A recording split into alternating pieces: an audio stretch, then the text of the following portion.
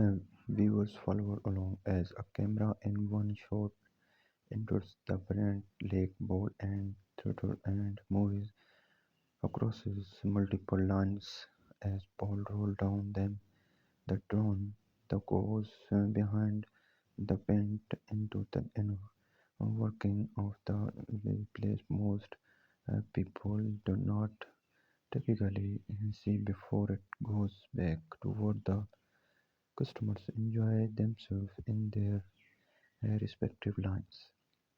There is studio of some of the players, including a man and woman, and sailing the big Lebowski will arguing about whether or not she had her foot over the line before the camera goes toward the bar area where a few customers clink their glasses and one man tries to convince his friend he did under bowl on perfect game.